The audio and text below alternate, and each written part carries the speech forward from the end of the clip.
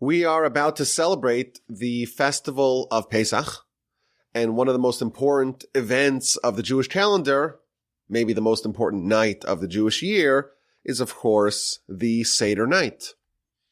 And the Seder night, we go through the Haggadah, which is a nearly 2,000-year-old roadmap and guidebook through the story of Pesach and through the lessons that we are supposed to absorb and impart in our children over the course of this festival. And we're supposed to tell the story of the Exodus.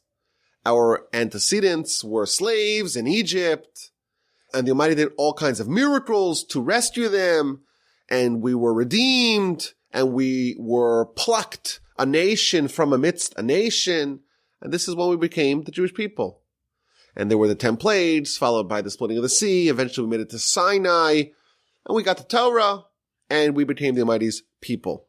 And when we tell over the story of the Exodus, and we try to relive and re-experience the redemption that happened this night, we too can tap into some of the amazing energy that is present on these days.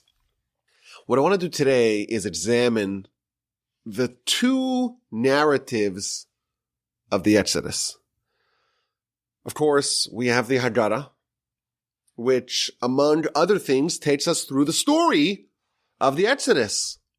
It tells about the very low point at the beginning of the story. We start off with the shameful part of the story, and we end up on a great climax with the redemption and with the closeness that we have to God.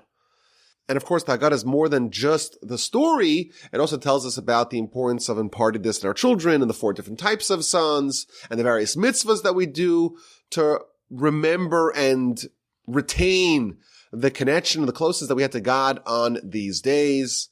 So the Haggadah is more of a comprehensive retelling of the story. It's not just the story, it's also the lessons and the mitzvos of Pesach.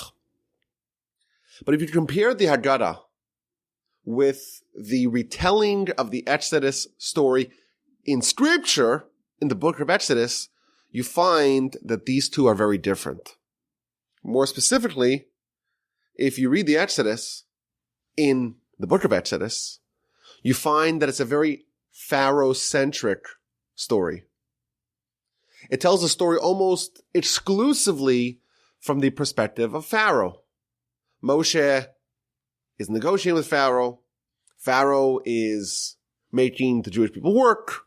He initiates the work. He has this devious plan to stop the Jewish growth and to suppress them, eventually resorting to infanticide. All the babies, the male babies, are thrown into the water. He tries to get the Jewish midwives to buy in, but they heroically refuse. That's basically chapter 1 of the book of Exodus. And then we talk about Moshe. Moshe is selected by God to lead the effort for redeeming the Jewish people. And the story basically details how he has to go to Pharaoh. And Pharaoh initially refuses to heed Moshe's call. And in chapter 5, verse 1, we have the first audience between Moshe and Aaron, his brother and right-hand man and confidant, and Pharaoh.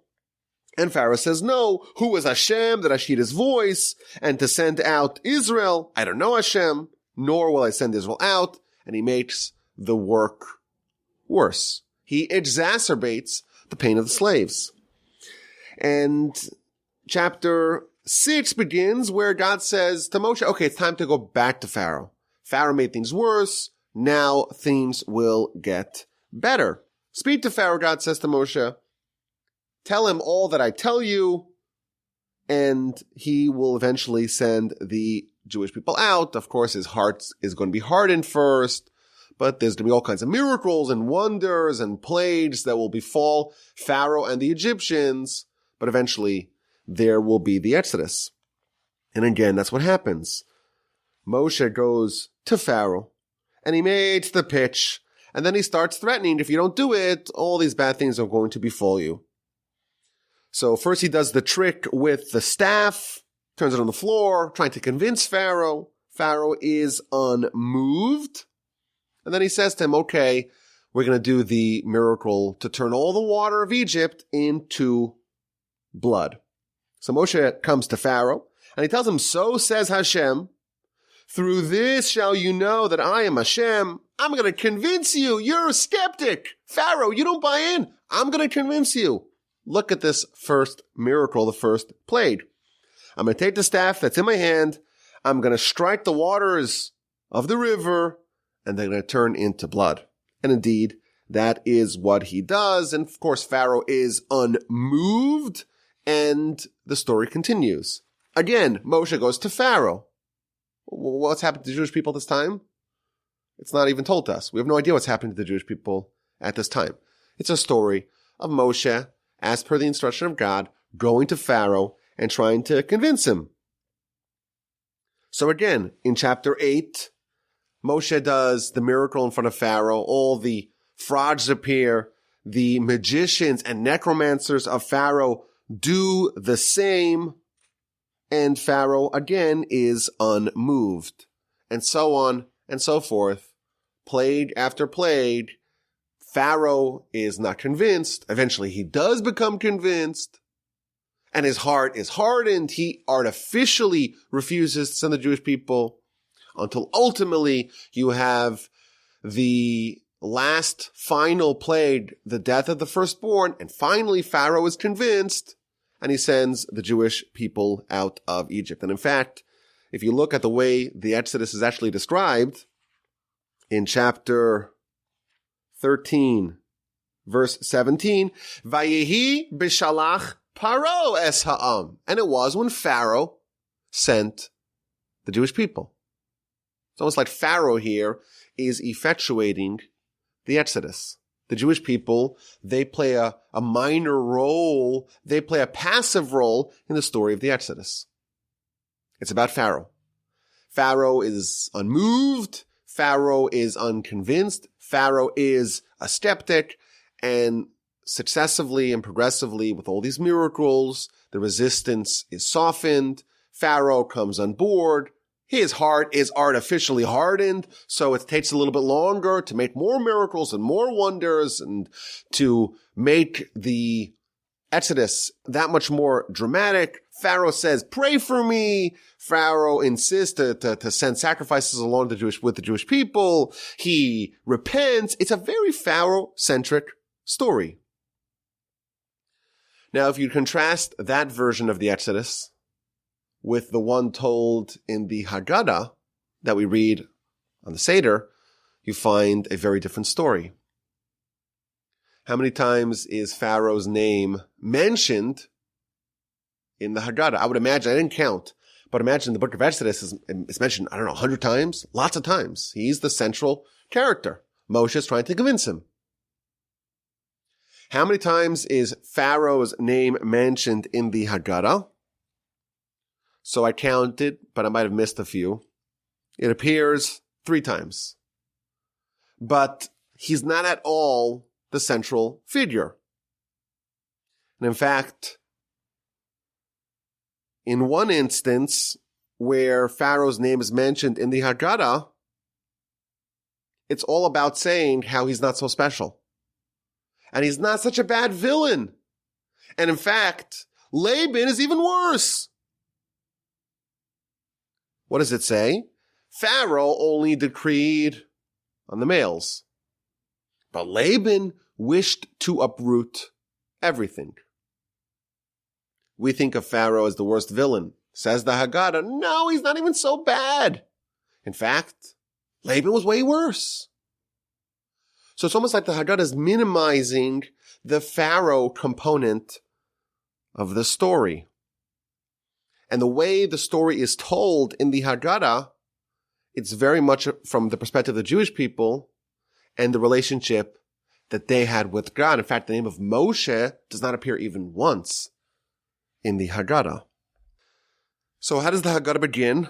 Again, the story of the Exodus part of the Haggadah. It says we were slaves to Pharaoh in Egypt, and it doesn't really delineate the nature of the servitude. It jumps right away to the Exodus.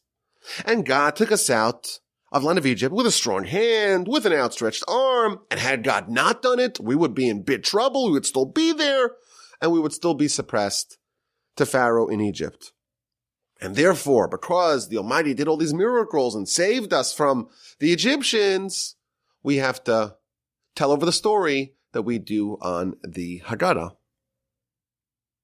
So we see these two Exodus narratives, one in Scripture and one in the Haggadah. And throughout the whole Haggadah, if you just examine the narrative flow of the Haggadah, you'll see quite clearly that the story that it's telling is the story of the Jewish people, not the story of Pharaoh. And the question that I want to explore today is, why are there two versions of the same story? And why in Scripture is the story presented from the point of view of Pharaoh, and the role of the Jewish people is not highlighted almost entirely? It's almost entirely not present. Whereas on Pesach night, we focus on the Jewish people, on their prayer, on their suffering, on their salvation, on what they experienced, on their imperative and requirement to thank God. The story of the Jewish people, the Jewish people's version of the events, is highlighted on the Haggadah. So I want to suggest as follows. During the story of the Exodus, two amazing things happened. Of course, the Jewish people, they were slaves to Pharaoh. According to our tradition, they were on the brink of reaching a point of no return. They were on the brink of the 50th gate of impurity. And had they crossed over that threshold, they could never have been redeemed. They could never have been saved. So they were a hair away from being irreparably spiritually damaged. And almost overnight, they are uplifted and they're made God's people, and they are shown miracles that changed all of history. The 10 plagues of Egypt, the splitting of the sea, eventually the war with Amalek. They get the manna. It's a very eventful couple of weeks until they have the Sinai experience, where a nation at the foot of the mountain experiences prophecy alongside Moshe, gets the 10 Commandments directly from God, and starts the process of getting Torah. The Jewish people underwent a very significant, substantial, dramatic transformation over the course of the Exodus. But Pharaoh had a transformation as well. The first time he appears, after Moshe tries to lobby him to release the Jewish people, he says, "Who is God? Why should I listen to him? That name does not appear on my Rolodex. I don't know who he is. I'm not at all convinced by your pitch." And eventually, he starts to accede. He starts to accept God's dominion. And in fact, that's the explicit intent of many of the plagues. God says through Moshe, so that you should know that I am God, so that the Egyptians should know that I am God, so that you should know that there's no one like me amidst the land. Again and again, the focus is, let's change Pharaoh's perspective. He develops a knack for prayer. He makes peace with divine judgment. He says, I know why God's punishing me, because I'm guilty. He develops humility. He understands the very important concept of reward and punishment. He ultimately sends the Jewish people free. Vayihi b'shalach Paro, when Pharaoh sent the Jewish people free. He developed faith. He developed submission and subjugation to God. There is a dramatic story that happens to the Jewish people, but there is a complete and dramatic transformation that happens to Pharaoh as well. And the Midrash gives us some context. The Midrash tells us that there were 10 plagues that happened in Egypt, and concurrent with the 10 plagues that befell the Egyptians in Egypt, 10 miracles happened to their Jewish counterparts in Egypt. So there were 10 plagues for the Egyptians and 10 miracles for the Jews. Moreover, after the Exodus from Egypt, the Jewish people went to the sea. And what happened then? Again, there were 10 plagues that befell the Egyptians at the sea, and there were 10 miracles that the Jewish people experienced at the sea. According to the Midrash, there were 20 plagues and 20 miracles. The Egyptians underwent 20 plagues, 10 in Egypt and 10 at the sea. And the Jewish people, they experienced 20 miracles, 10 in Egypt and 10 at the sea. There was an education and a transformation of both the Egyptians and of the Jews. The Egyptians were trained via plagues, and the Jews were trained via miracles. The Egyptians were stricken by 20 plagues, 10 in Egypt, 10 at the Sea of Reeds. The Jewish people experienced 20 miracles, 10 in Egypt and 10 at the Sea of Reeds. And everyone was transformed. The Jewish people went from a nation being on the brink of total spiritual decimation to being the nation that was worthy to sit at the foot of the mountain at Sinai and witness prophecy and accept Torah and become the Almighty's people. They were transformed via these 20 miracles. The Egyptians, chief amongst them Pharaoh, they too were influenced. They underwent 10 plagues, and they transformed from Pharaoh saying, "Who is God? Why should I listen to him? I'm not listening. I'm not sending the Jewish people out." That was transformed to Vayihi b'shalach Paro. Pharaoh sent them out. Evidently, the faith of Pharaoh and the faith of the Jewish people were experienced simultaneously via completely opposite means. The Jewish people achieved their faith via these miracles. Pharaoh achieved his faith via the plagues. Now, the question may be posed, well, how come the 10 plagues and 10 miracles in Egypt were insufficient, and you had to have 10 more plagues for the Egyptians and 10 more miracles for the Jews at the sea? So if you examine the story very critically, you'll see that the faith and the transformation of both Pharaoh and of the Jews, that was incomplete at the time of the splitting of the sea. Meaning that the first 10 plagues and the first 10 miracles did not fully achieve their mark.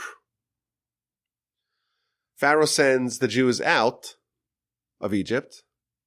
The 10 plagues to Pharaoh worked. He sends them out. And he immediately regrets his decision. He rallies support from his people. He goes ahead of the 600 chariots. And he goes to try to pursue the fleeing nation. What did we do? Why did we send the Jewish people out? He cries. Wait a minute. Pharaoh, don't you know? You were trained. You learned how to pray. You learned about humility. You developed faith. This is why you sent them out. You had 10 plagues that influenced your thinking, and you were transformed. Evidently, the first 10 plagues for Pharaoh were insufficient. They were moved. They sent the Jewish people out, but it wasn't quite complete. And therefore, there was still some work to be done. We needed 10 additional plagues to convince Pharaoh completely to complete his education. Now, the Jewish people in Egypt experienced 10 miracles, and they became worthy of the Exodus. They were a nation of idolaters. In Egypt, they had become accustomed to the ways of their Egyptian neighbors. But they get to witness all these miracles, 10 miracles in Egypt. And they say, we're done, we're out of here. Now, in fact, the Midrash tells us that a large percentage of the Jewish people actually remained in Egypt and actually died during the plague of darkness because they weren't convinced. But the Jewish people as a whole, they witnessed these miracles, and they decide it's time to go. And they are willing to take the sheep and tie to their bed for 4 days and slaughter the sheep, which was the deity of the Egyptians, which would be something that the Egyptians would kill you for. They did it nonetheless, and they roasted the meat so everyone in the whole neighborhood could smell it. Everyone knows exactly what's happening. They packed their bags. They displayed tremendous, valiant faith. And they leave, and they march out. And they go into the wilderness and the desert without a real good plan of how they're going to make it through in a place bereft of vegetation, food, water. They trust God. The 10 miracles apparently worked pretty well. But then they see Pharaoh coming close. They see the Egyptians converging upon them, and they're trapped. And what do they tell Moshe? Are there insufficient graves in Egypt? Do you have to take us out of here to die over here? We should have stayed there. The faith that was achieved in Egypt was amazing, but not complete. There was still a little hesitation once they were threatened by the throngs and the masses of Pharaoh's army, and they were encircled. There was a need for 10 more plagues to befall the Egyptians and 10 more miracles to be experienced and witnessed by the Jewish people at the sea to make this story complete.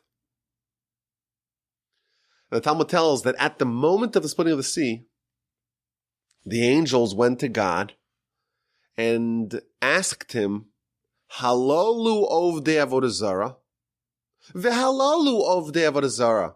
These and these are both idolaters. Why are you splitting the sea to save the Jews and crashing the sea down upon the Egyptians to destroy them? They're identical. They're both idolaters. Behaviorally, they are indistinguishable. Why are some being saved and some being drowned? Even after the 10 miracles and the 10 plagues, the Jewish people, to a certain extent, was a nation of idolaters. There was still work to be done.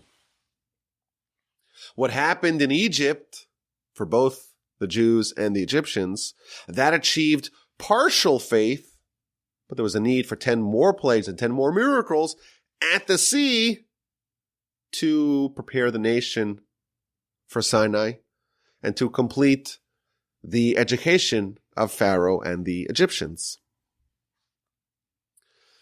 So I think there are several very interesting insights just from the story of the Exodus. There were revelations of faith both for the Jews and the Egyptians, concurrently plagues for the Egyptians and miracles for the Jews, and both were transformed. But what happened in Egypt, the first 10 plagues, the first 10 miracles, that was insufficient. It had to be completed at the sea outside of Egypt. The way, I think, to explain this is as follows. The Jewish people were idolaters in Egypt. Why were they idolaters? Don't they come from Abraham, Isaac, and Jacob? Why are they suddenly idolaters in Egypt?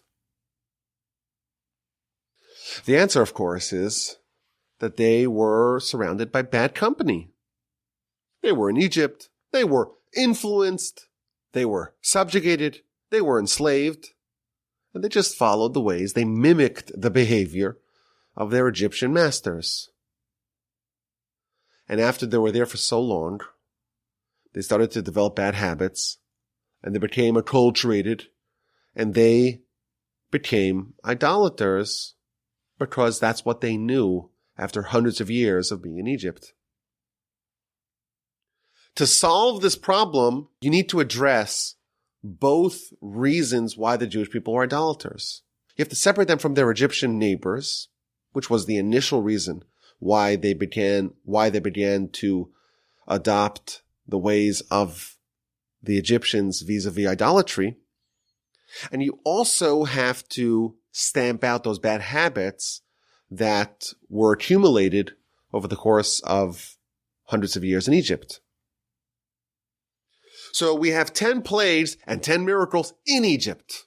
And those accomplish the goal of distinguishing one nation from another nation.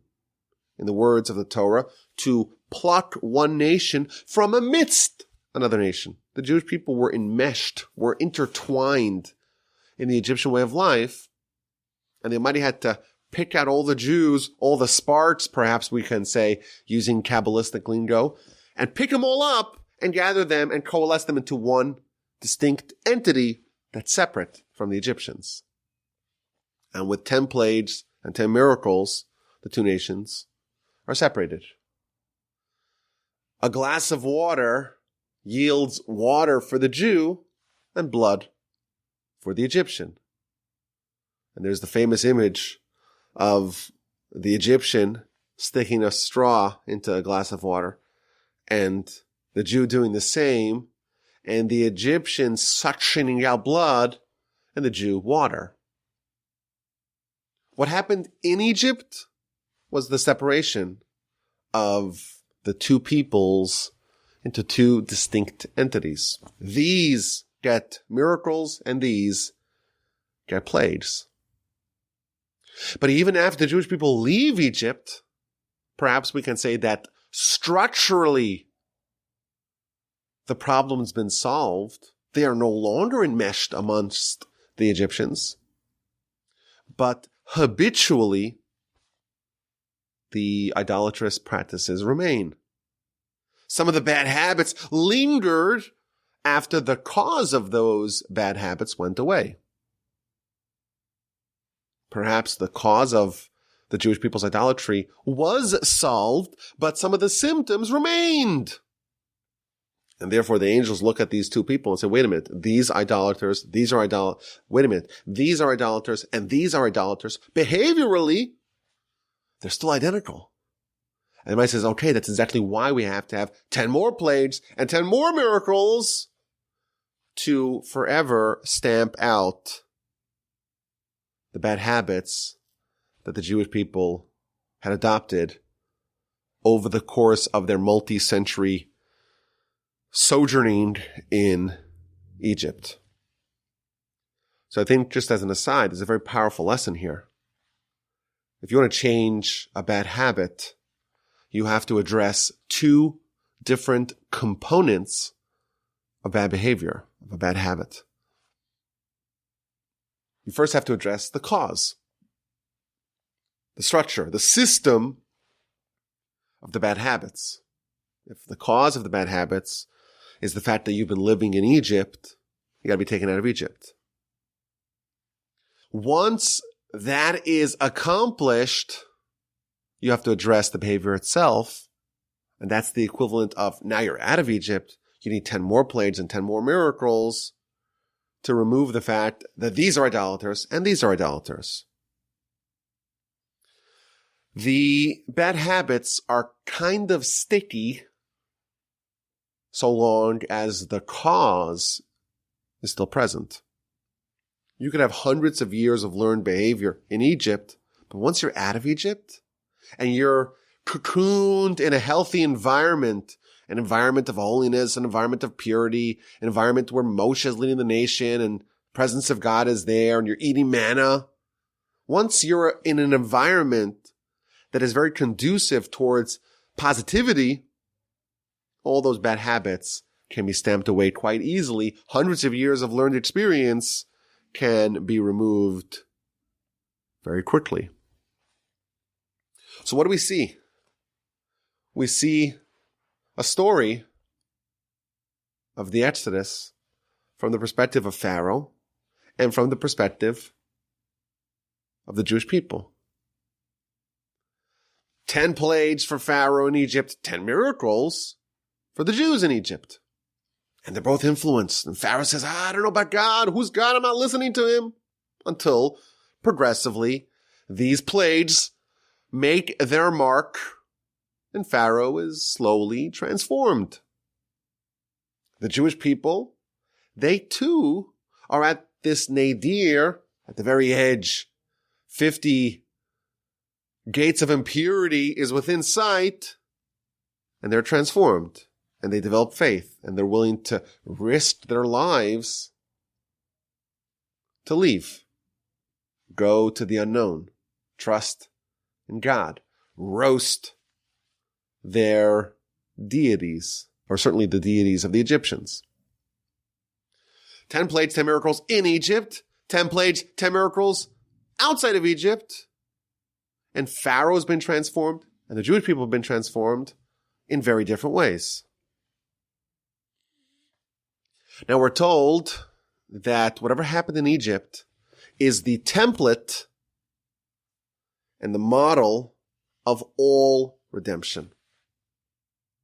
We say Passover is Zman Cheruseinu, the time of our freedom, the time of our redemption from servitude. And that's not just referring to the redemption of Egypt. This is the time for all manner of redemption from servitude. And this is the template that all future redemptions will happen through. The concept of Messiah is taking the Egyptian Exodus and making it global. This is the prototype. The Egyptian Exodus is the prototype, the blueprint for all redemptions. And we're told two versions of what happened. Pharaoh was a non-believer. Pharaoh was an idolater. The Egyptians were idolaters. And they became big believers in faith and prayer and humility and submission to God. They were transformed. And that's one version of a redemption that happened. And the Jewish people, they too underwent a transformation and were redeemed via a completely opposite way. They too experienced the transformation, but that was done via miracles. It's a very positive, uplifting way to learn the same story. The fact that we have two versions of this story, and both of them together comprise what actually happened, and they're told in very different ways, perhaps the lesson in that is to highlight the fact that redemption can happen in very different ways. There's a very difficult Talmud that talks about Messiah in the book of Sanhedrin, page 98a. It tells us when Messiah is coming. Amazing. Everyone's been looking for that information for so long. This is what we all want to know.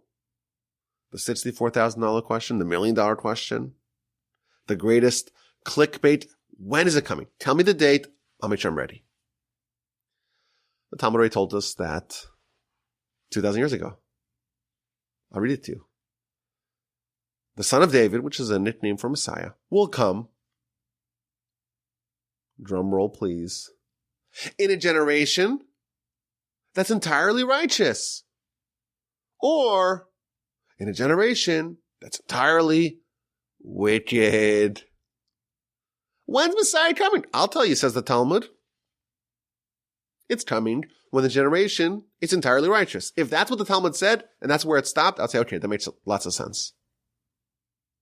If everyone becomes righteous, you become worthy of divine revelation. The Almighty will reveal himself. We'll have an exodus on a global scale. Everyone will become believers. All the idolatry of their various different types will all melt away. Amazing. Makes a lot of sense. But then the Talmud continues and says, or in a generation that's entirely wicked, which is literally the opposite. So what has the Talmud told us relative to the question of when is Messiah coming? It seems like it's giving us contradictory answers. This Talmud never made sense to me. I always thought that you had to be righteous to be worthy of redemption. Our kids are always taught, every mitzvah that you do, you're building another brick onto the temple. And every sin that you do, you're removing a brick from the temple. And once the temple's complete, it's going to descend from heaven, parachute down with fire from heaven. Miracle. It's going to be all over the news. Everyone's going to know Messiah's here. And world history, world civilization will transition to the next epoch of existence. That's what I was told.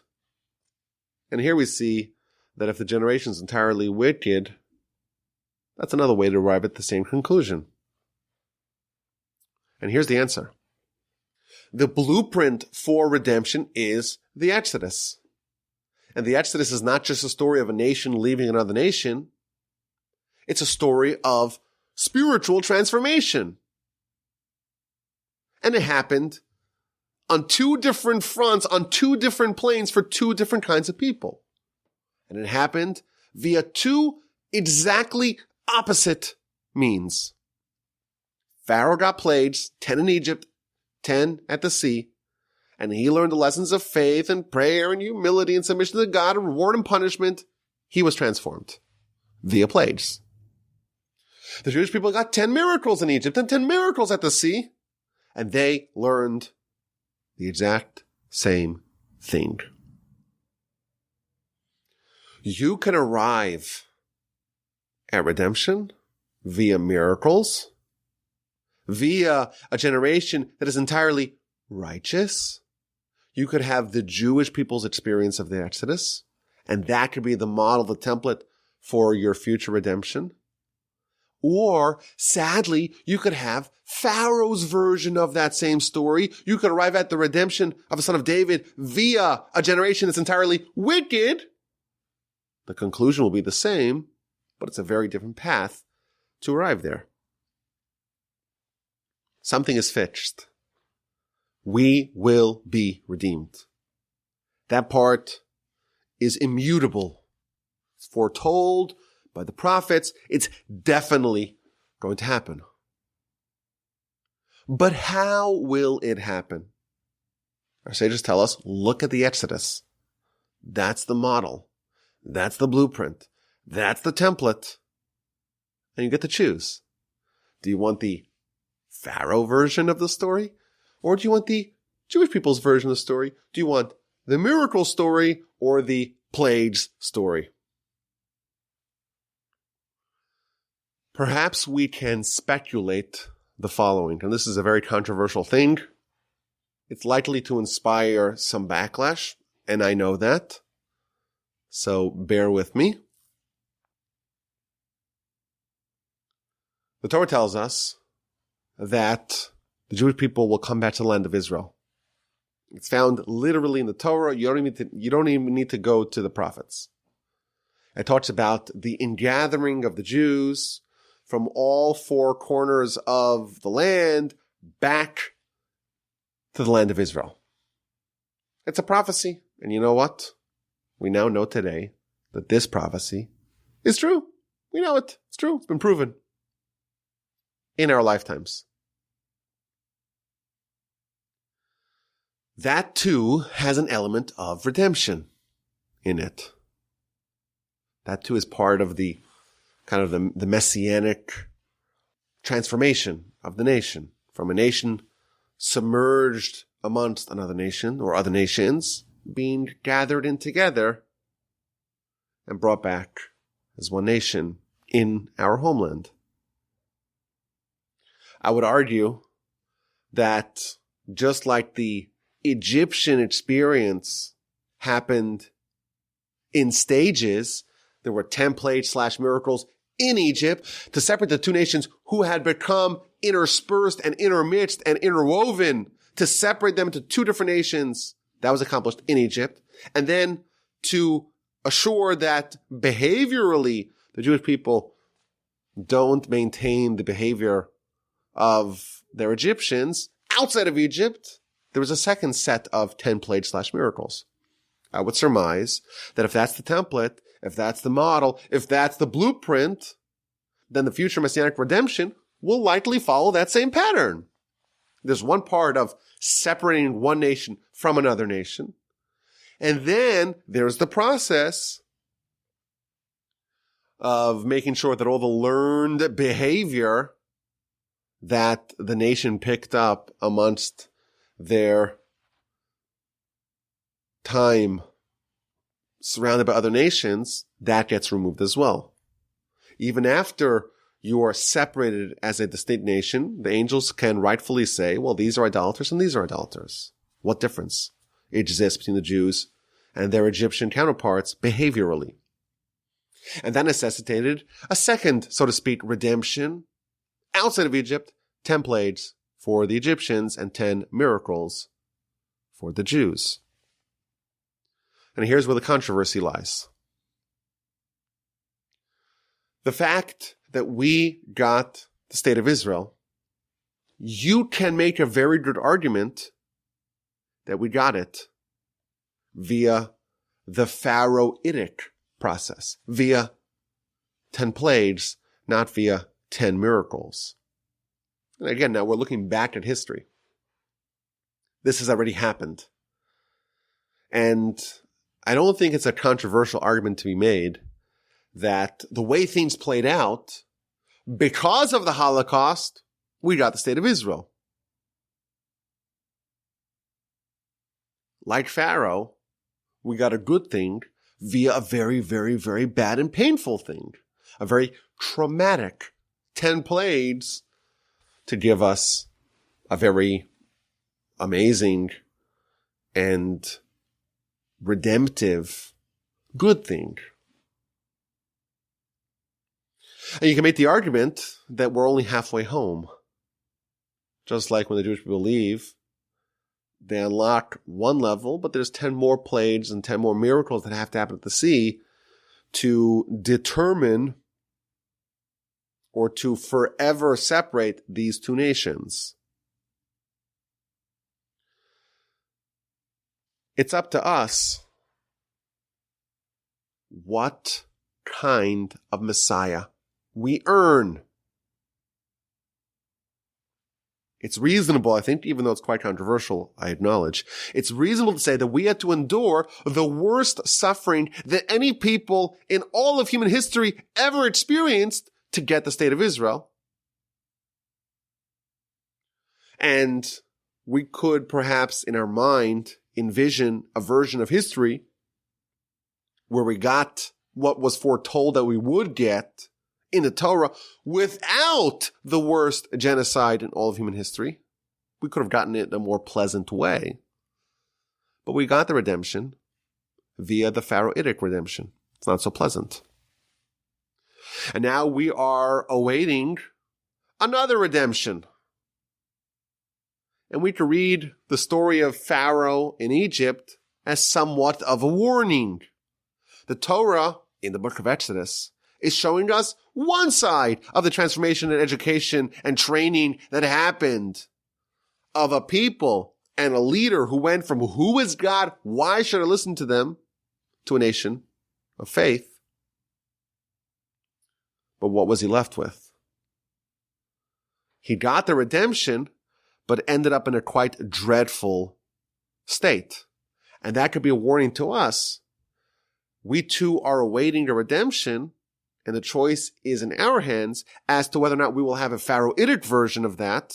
Like perhaps you can argue we already had a down payment and installment of that version. Or perhaps the upcoming redemption can happen almost like it happened to the Jews, in a more pleasant way, in a generation that's entirely righteous because of our deeds, not despite of them. So we read the story of the Exodus in the book of Exodus, and we see a version of redemption that's very unpleasant, but that too is a way of redemption. There's the redemption of Pharaoh. And then comes along Pesach, and we say, you know what? It's time to tell the other side of the story. It's time to tell the more inspiring version of what happened at the Exodus, what happened to the Jewish people. Let us look at that story, because that too is an option that exists before us. And Pesach is a time of optimism. Pesach is a time of viewing the potential that we all have within us. After all, we come from Abraham, Isaac, and Jacob, the greatest people in all of human history. Those influences exist within us. We share the literal DNA and the spiritual DNA of these great titans. And every Jewish family gets together on Pesach, and we read the Haggadah. And we read the story of what happened to us, and Pharaoh's role is minimized. In fact, the one time he's mentioned in context, it's about, well, he's not so important. Laban was even worse. Because tonight, we don't want to look at the pessimistic, painful version of redemption. Tonight, it's all about the positive, the optimism, the opportunity, what could be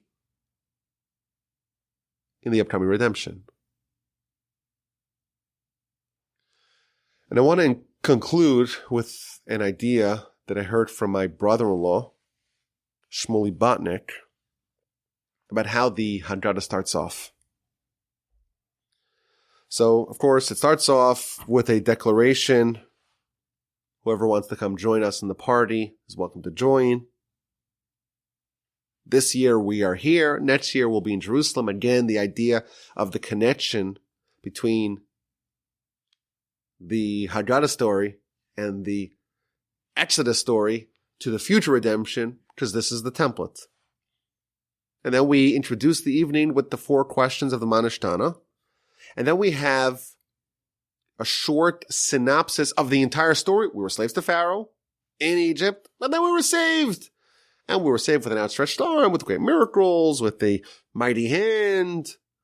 And it's imperative of us to relive the story. And then it tells us a story of 5 great Titanic rabbis who were celebrating Pesach together in the city of Bnei Brak. And they were telling over the whole story of the Exodus the entire night, all the way to the next morning. And there came a point in time where it was already time to pray.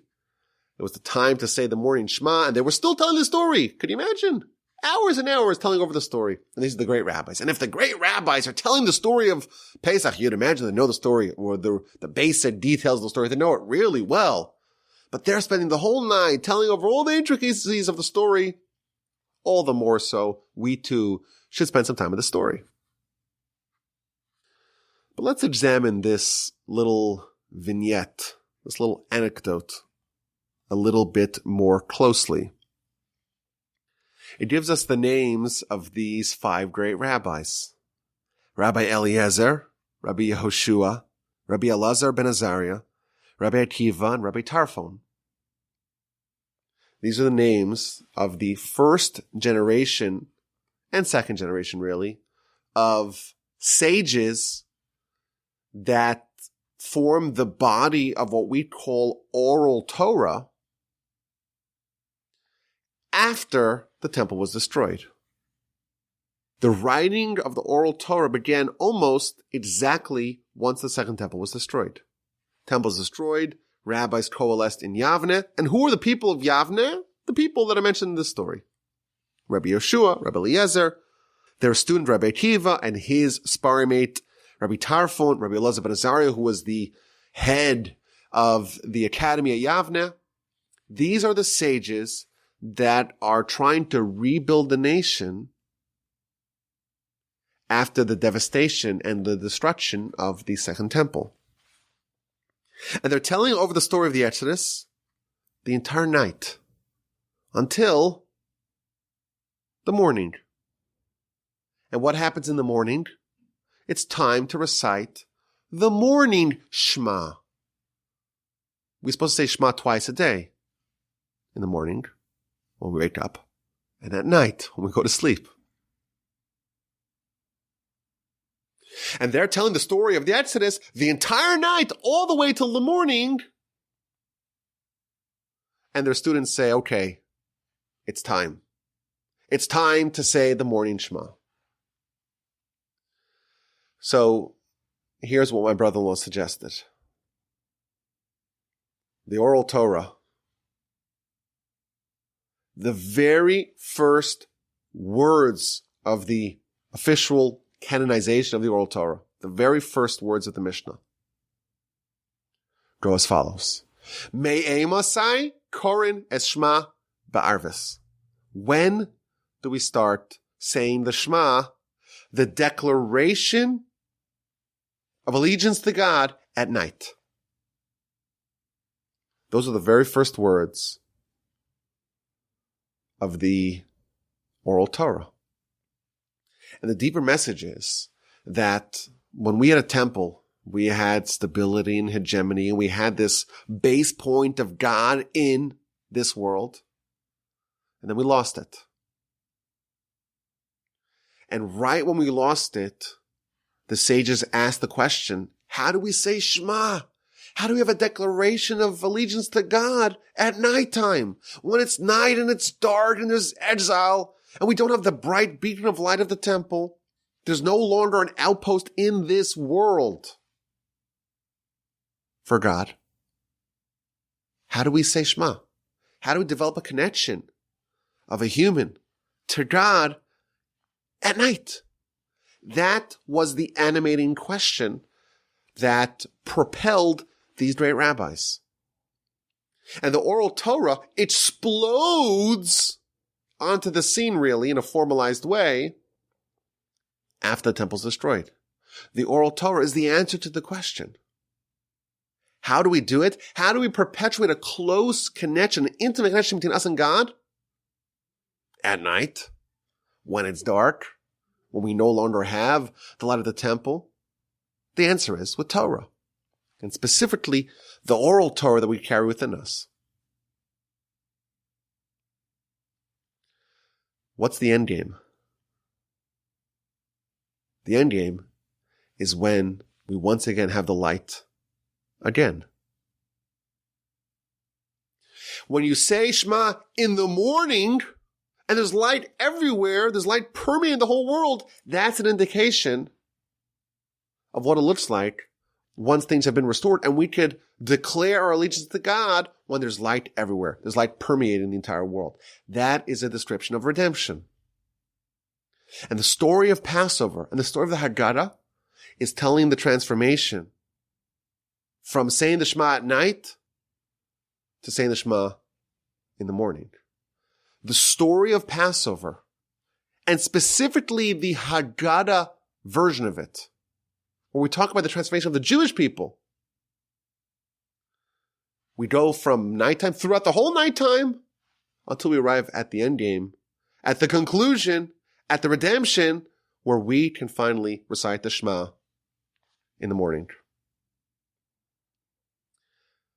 Like we said, the Egyptian Exodus is the model of what redemption looks like. It was the first redemption, and all future redemptions follow that pattern. And when we read the version of this story in Scripture, it's a sad and depressing one, because it's all about the pummeling of Pharaoh. And that is very germane to us, because that could happen to us. In fact, we made the argument, a controversial argument, that it already did happen to us under certain circumstances. But the Talmud says to us clearly, Messiah could come in one of two ways. Do you want the Pharaoh version, or do you want the Jewish people's version? And it's very important for us to remember what happened to Pharaoh, because that is relevant to us, because redemptions can follow that version as well. And maybe they already have, to a certain extent. Pesach is a time to think positively. It's a time to think about how, via telling over the story of the Passover redemption and the Passover Exodus, via what we do this night, we could go through the entire night, i.e. the entire exile, and be redeemed in a much more positive light. So, of course, when we read the Haggadah, we must remember what happened to our antecedents. Our great-grandparents experienced tremendous suffering and were redeemed in miraculous fashion.